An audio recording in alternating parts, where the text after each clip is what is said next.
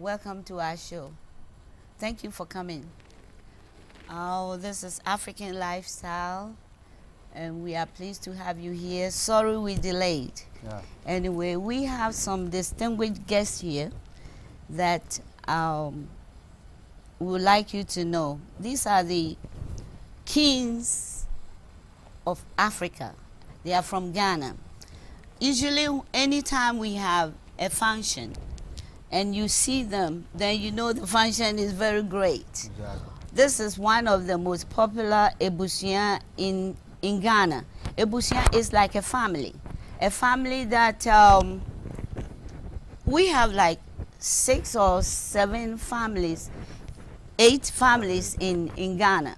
And this family, it's not that they are related, but they are, a family is like, how do you call it? I don't know. They help. They do everything that. Kind of like a brotherhood.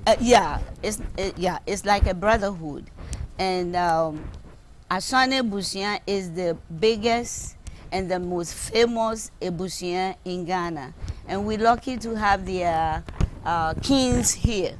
So welcome, Nananum. In Ghana, we say Nananum. Welcome.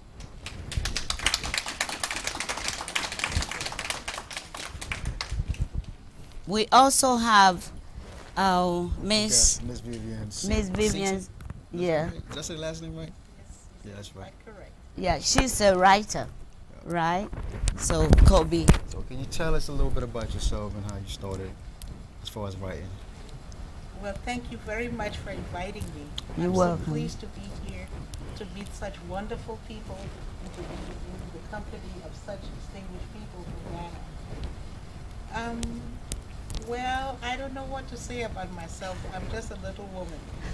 But I'm trying to carry the African woman forward and to do what I can to make the African woman known. I'm a teacher. I've taught from kindergarten through postdoctorate. I'm a writer. And I started a magazine, and now I had the great privilege and honor to publish my mother's autobiography. I understand you are from the royal family. Well, you see, the thing is, Liberia is now a republic, okay? So I cannot go around telling people in Liberia that I'm from a royal family. But you know that in West Africa, we had these families who ruled before the white man came to Africa. Yes. And my family are the Massacoys, and they ruled part of Liberia and part of Sierra Leone. But my grandfather abdicated his throne in 1912 after he had been educated in the United States. He felt that in the 20th century we shouldn't have any kings in Africa. Okay. But my mother was born when he was king of the Galenas. Oh, okay. Okay. So at that time there were no president business. Yes, Liberia became independent in 1847, and Liberia had a president. But in the interior, we had chiefs and traditional rulers. And even till today, we still have traditional rulers who govern the people alongside the official government. Yes. So can I call you a princess? Oh, please don't, because then people would think I have a lot of money. It's not that. I mean, you can be a princess. You have to honor your Yes, I honor my heritage, and I think what it does for me, it makes me realize that I have to always be conscious of where I came from and what I do, because I know people look up to me to act well. Okay. Can you tell us about the book? You know, I know it's your mother. It's Fatima, right? Yes. Can you tell us a little bit about her? Yes, I had a wonderful mother, Okay. and she was a petite woman, but she was a great woman. She was a strong woman. And she was lucky that when she was a little girl, her father was appointed the Liberian Consul General to Germany. Wow. And he was Africa's first diplomat. And she attended school in Germany and France, Switzerland, and Italy. And she was a smart woman. But what she wanted to do in life, although she had the opportunity to marry German princes and European royalty, and when we see what's going on now in London, you say, oh, she Exactly. should have done it. Yeah. She said, no, I didn't want that. I wanted to educate women. I wanted to teach women so that women will not be subservient to men. And that's what she did all of her life. And she did it with a lot of strength and a lot of intellect and a lot of education. So is your mother alive now? No, unfortunately, my mother died in 1978. Oh. And before she died, she told me, she made me promise her that I was going to publish her autobiography that she had written when she was a student at Fisk University in Nashville, Tennessee. Can you tell us about these books you're holding?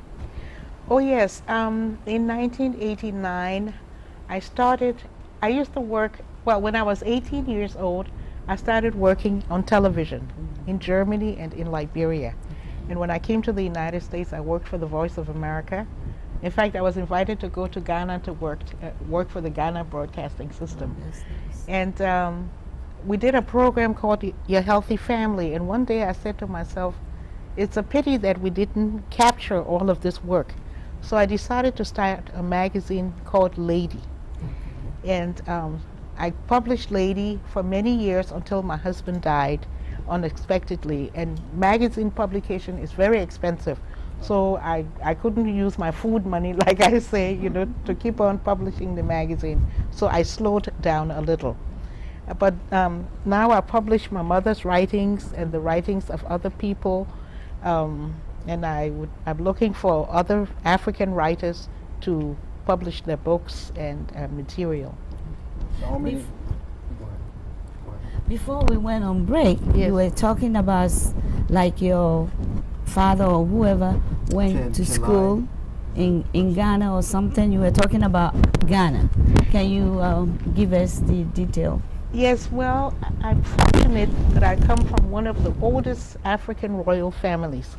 And our family is the only family in Africa south of the Sahara that has a European-style crown.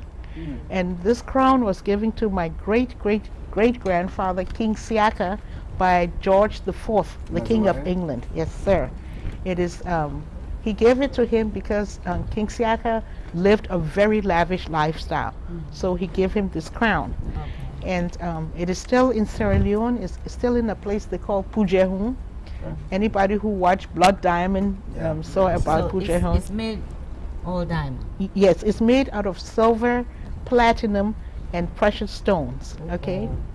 Won't you bring it here and sell it and we can enjoy it? Well, I wish I could, but you see, I'm not the only one in the family. Okay. And you know, these titles, they always go to the male Yeah. before they go to the female. I'm So if I were to stand up in front of my cousins and say, give me the crown, they will say, but where are you coming from? You know, so let them have it. I have my work to do, okay? Okay.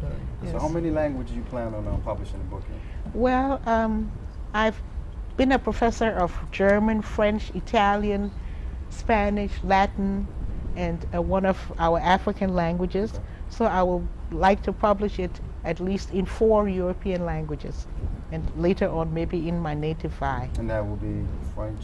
French, German, Okay. Spanish, and Italian, and maybe I can get someone to help me with Portuguese later. Yes. Okay.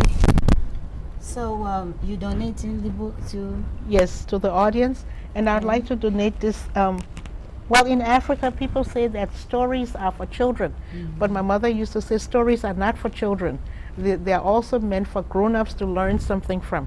So she wrote this story called The Leopard's Daughter, and this is a Liberian folk tale. So I would like to just hand this to some of the members of the audience Okay.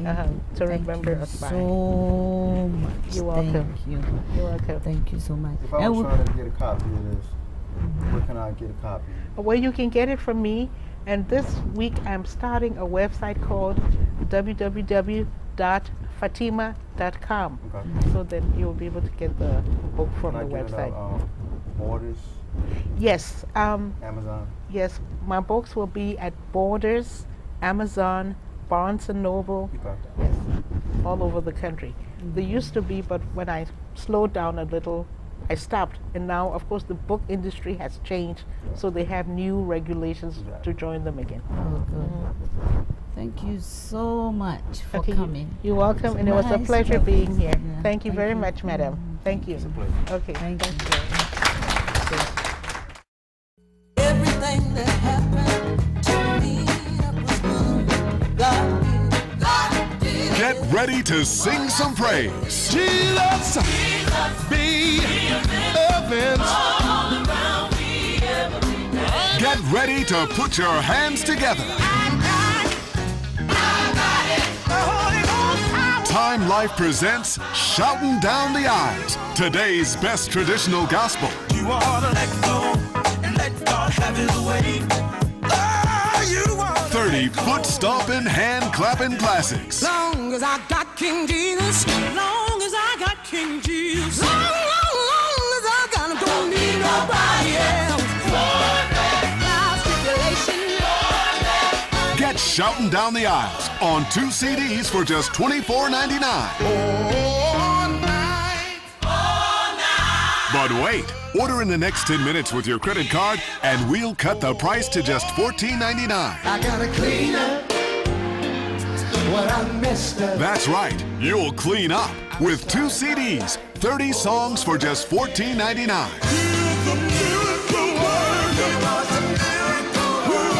Then preview other great gospel CDs. Satisfaction guaranteed. I'm a soldier on the battlefield. And This special collection is not sold in stores. I know the truth. So call now and start shouting down the aisles with 2 CDs for just $14.99. If you're talking about Jesus, if you're talking about Jesus. Call 1-800-715-2590 to order Shouting Down the Aisles on 2 CDs for $14.99 plus shipping and handling when you call in the next 10 minutes with your credit card or order online at timelife.com/shout. Hello, we back again, and we have such a beautiful lady who is a singer. She's got such a sweet voice. Her name is Miss Anyak. Hello. All right. Glad to be here. Okay. Welcome to the show. So much. I just want to know what kind of song do you do? What kind of genre, type of music do you do? I'm a lover of all types of music. I grew up listening to every type of sound, Okay. African music, Western music, Latin. I don't shy away from music. I just love music. So most of the work that I've done has been inspired by all types of music. Country, Okay. there's no limitations to what I do with musically. You told me that one of your songs was inspired by your grandmother. Yes. So can you tell us which one is it? Sure. My late grandmother, Janet E. Dennis, her 90th birthday, I was trying to decide what to do for her. Mm-hmm. I've always given her perfumes, hats, blouses, and I thought, you know, what can I do differently this time for Grandma? Mm-hmm. And decided to use a Frank Sinatra tune Wow. and add some reggae beat to it, Whoa. and Flavor right there. and share her story on her birthday. So that's So- what inspired me. I hope you're going to give it to us at this moment. We love to. I Good. love to. But before she do that, I just want to know how long you've been writing music. How long? I've been writing music for about 15 years now. Wow. I started 15 years ago, but I've always found a way to record my vocals, play around, experiment with music. That's just my what I do on my pastime. But have So. you been to a music school before? Did you go to a school to train your voice or something? No, I have not been schooled. However, with the power of the internet, I've went directly to my fan base. I have 600 fans across the country Oh, Wow. good. and growing, hopefully. Nice. And they've been my school of hard knocks. So. I know with the power of the internet, but how limit does the internet does it kind of limit you, or it just, Actually, it gives me freedom to express myself, Okay. and and the audience decide what they like and what they don't like. and I've been very blessed. So far, they like what they like. And, there is, there is no color barrier when it comes to music. Exactly. I seem to attract pretty much every demographic of audience members. That's Male, good. female, black, white, don't matter. So how long have you start singing? How long? I've How been long have you singing been from singing? when I can remember. It's part of who I am. Oh, good. Yeah, I love music. Usually sing in churches or what? Have not sung in any churches. I've basically kind of didn't take the straight and narrow when it comes to music, like most people. It's been kind of homegrown, and like I said, with the power of the internet, I just